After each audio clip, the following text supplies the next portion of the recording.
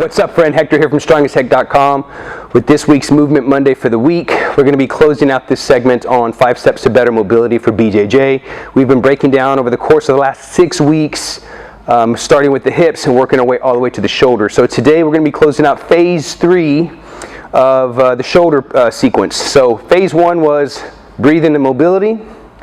Phase 2 was steps 3 and 4, which covered static control and dynamic control, and then now we're going to close out with strength. Now this is what ties it all together, locks everything in, and we're going to do a very basic overhead kettlebell press. And I'm going to go over a few things that you want to look out for, and a few things that you want to make sure that you're not doing. Okay, so you're going to get right into it. You want to do this from a symmetrical stance. So you can do this if you want from a tall kneeling position. That way you don't get the full use of your legs, and you really have to focus on pressing through the midsection. Okay. Another way you can press this from is pressing it from a seated position. That way you do not lean back. Okay, so they call this the Z press. Z as in zebra, Z press. So one option would be to do it from here, and this is actually how we're going to do it today, because for one, this is the actual way I did press when I hurt my knees. I couldn't drive through my legs as much, okay, because I hurt both when I tore my meniscus here, tore an MCL on this knee, so I really couldn't use my knees, and I couldn't be on my knees, so like the kneeling press didn't work for me. But what I like about this Z press or seated press, whatever you want to call it, is you can't lean back. So sometimes you can cheat by shifting your weight back, because if I do, I'm going to fall backwards. So it's going to force me to stay neutral. Okay, it's going to force me to keep my rib cage over my pelvis. Very important. Teach my rib cage to stay over my pelvis as I go through the press. So as I do this press, I want to make sure that I'm keeping this shoulder connected. So as I press overhead and I get right as about to lock out, I want to make sure that my scapula and my shoulder are not elevating, kind of like you're reaching for something. I don't want that disconnection. I want it to stay connected. My elbow should be locked out, and my bicep should be lined up more or less with my ear, or even slightly behind my ear.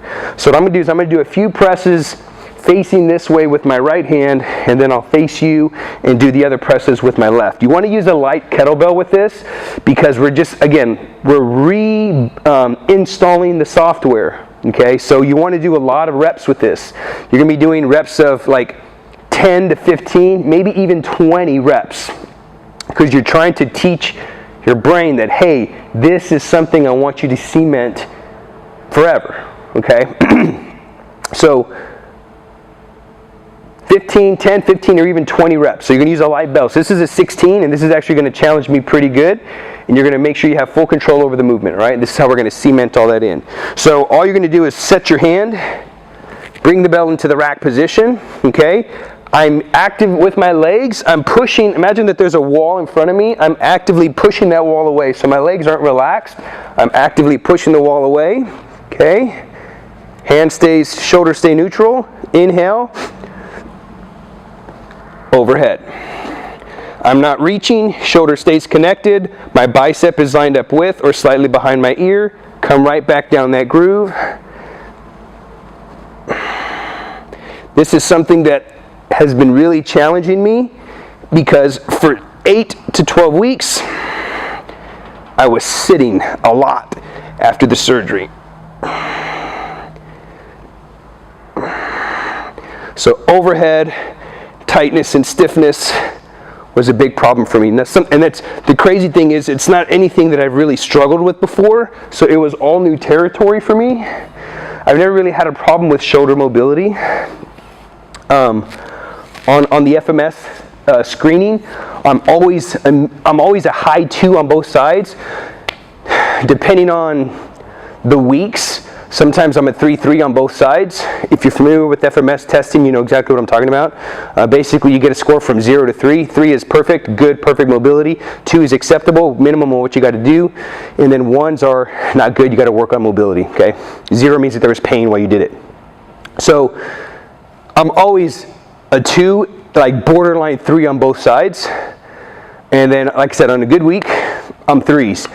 But after the whole surgery and everything, I was a really stiff 2 on both sides. Like it was borderline 2 on both sides just because I'd been sitting and my T-spine was locking up on me. So now I'm going to face you, push the floors away, and now I'm going to work on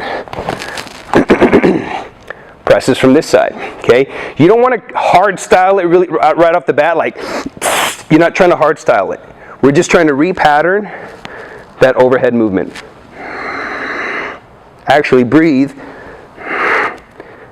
like I did the crocodile breath, or breathing while I was on my back. So this is really challenging my trunk, my upper back, my entire torso, because I've got to keep my rib cage over my pelvis. I don't even know how many reps that is. We'll do 2 more.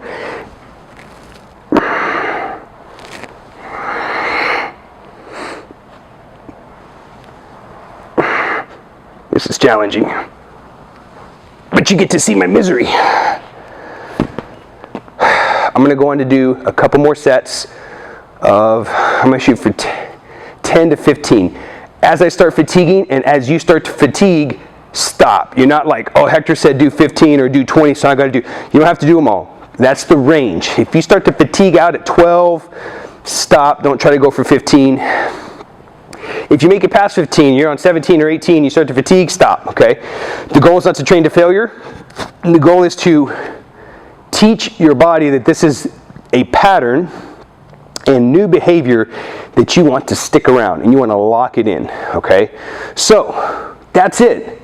That's the secret. That's how you do it, okay? Those are the 5 steps to better mobility for BJJ. We covered the hips. We covered the shoulders. If you have questions, leave a comment below.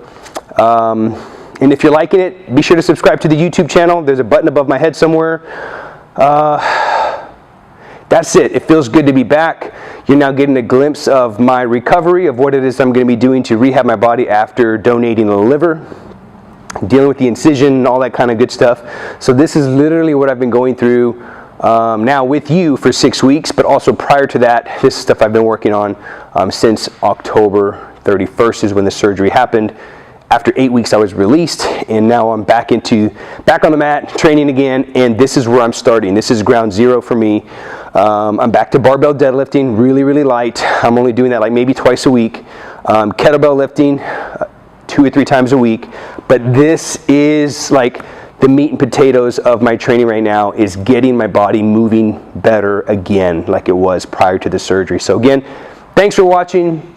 Be sure to subscribe if you're enjoying this stuff, and that's all I got. Hector with StrongestHec.com with this week's Movement Monday for the week.